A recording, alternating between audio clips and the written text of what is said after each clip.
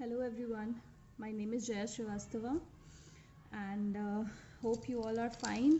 And now we are going to start with another topic, subject, verb and agreement. Okay, what is subject, verb and agreement? What your subject is, okay, जो आपका subject है उसका और verb जो आपके sentence में use हो रहा है उन दोनों के बीच एक अग्रीमेंट होना चाहिए. जब आपका वर्ब है वो आपके सब्जेक्ट से अग्री करना चाहिए in order to make a complete sense. Okay, there are so now I am going to explain you by showing some slides. Slides दिखाती हूँ, उसमें लिखा हुआ है और फिर उसको समझाने की कोशिश करती हूँ and hope you get it. Okay, let's start. So here we are starting with subject, verb and agreement. Okay. What is subject?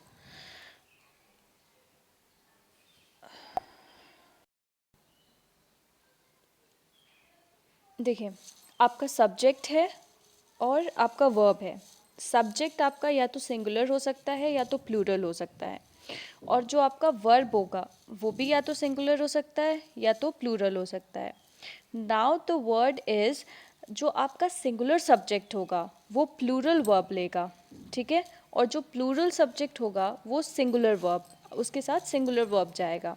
जैसे कोई भी नाउन है जिसमें एस ई एस लगता है तो वो प्लूरल नाउन हो जाता है, और वर्ब्स में एस ई एस लगा देते हैं तो वो सिंगुलर वर्ब हो जाता है, ठीक है.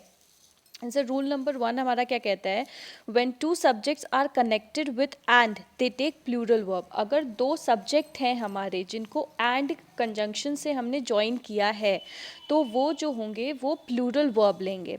जैसे subject plus and plus subject plus plural verb, ये हमारा सिंपल ट्रेंड है कि पहले सब्जेक्ट होगा, फिर एंड होगा, फिर दूसरा सब्जेक्ट होगा, और फिर उसके बाद हम प्लूरल वर्ब लगाएंगे. For example we have Ram and Shyam are my friend, this will be right, ठीक है. अगर हम कहेंगे Ram and Shyam is my friend तो ये गलत होगा, क्योंकि हमें पता है कि जब हम कंजंक्शन से किसी दो सब्जेक्ट को ज्वाइन करते हैं तो वहाँ पे हम प्लूरल वर्ब लगाते हैं, ठीक है.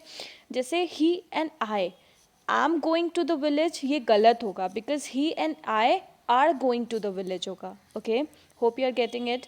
And now you and I was doing that work, तुम और मैं वो काम कर रहे थे, तो वहाँ पे वॉज नहीं होगा because I is singular, okay, and you is singular. We are talking about two distinct subjects who are singular in their cases, and singular subjects take plural verb, है ना. तो यहाँ पे प्लूरल वर्ब आएगा, तो ये हो जाएगा you and I were doing that work. फिर बात करते हैं हमारे रूल नंबर 2 की. When two nouns are connected with and they show compound noun or unity, then they take singular verb.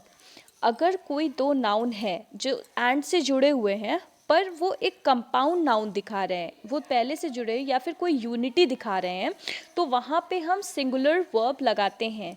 जैसे दो पेयर्स में नहीं आते, हमारे कुछ सेंटेंसेस होते हैं जो पेयर्स में आते हैं, जैसे bread and butter, horse and carriage, slow and steady, rice and pearls curry, poverty and misery, soda and whisky. तो यहाँ पे अगर हम इनके साथ लगाएंगे, इनके साथ जो वर्ब्स यूज़ करेंगे वो सिंगुलर वर्ब यूज़ करेंगे. पहला वाला जो हमारा था रूल, उसमें हमने ये कहा कि अगर कोई दो सब्जेक्ट है जिसको हमने एंड से जोड़ रखा है तो वहाँ पे प्लूरल वर्ब लगेगा, right. But in the case जो एक साथ चलते हैं, जो पैरेलल में चलते हैं, जैसे हम अगर ब्रेड एंड बटर की बात कर रहे हैं, या फिर हम slow and steady wins the race ऐसे करके बात करते हैं, या फिर हॉर्स एंड कैरेज ऐसी हम जब बात कर रहे हैं, तो वहाँ पे क्या हो रहा है, ये हमारे दो पैरेलल में चलने वाले हैं, ठीक है, जो एक यूनिटी दिखाते हैं. जहाँ पे एक यूनिटी वाला सेंटेंस आएगा वहाँ हम प्लूरल सिंगुलर के साथ सिंगुलर ही लगाएंगे. ये एक एक्सेप्शन केस है, ठीक है. जैसे फॉर एग्जांपल अगर हम बोलें कि bread and butter is difficult to earn these days, आजकल bread and butter here means कि जैसे रोटी कपड़ा एंड मकान हम बोलते हैं कि बहुत ज़्यादा डिफिकल्ट है आजकल, तो वही चीज़ है, bread and butter is difficult to earn these days. इस यहाँ पे क्यों लगा रहे हैं, क्योंकि bread and butter are not two distinct personality, they are showing the unity in one. Okay, so bread and butter is difficult personality. Second example we can take poverty and misery tests one's character, ठीक है, यहाँ पे test one character, slow and steady wins the race. तो यहाँ पे हम ये दिखाने की कोशिश कर रहे हैं कि जब हमारा जो अगर एंड से भी ज्वाइन है दो सब्जेक्ट पर उसमें एक यूनिटी दिख रही है, दोनों एक ही पैरेलल लाइन पे चल रहे हैं, तो हम हमेशा उसमें सिंगुलर ही यूज करेंगे, सिंगुलर वर्ब यूज करेंगे, उसमें हम प्लूरल में नहीं जाएंगे। ठीक है, is it clear for you all? Today we have learned about the two general cases, two general rules about subject, verb and agreement. We'll be continuing this, we'll be continuing this and completing this, but for today this is all. Hope for your good health, and just if you have any queries or questions, just ask me and thank you very much.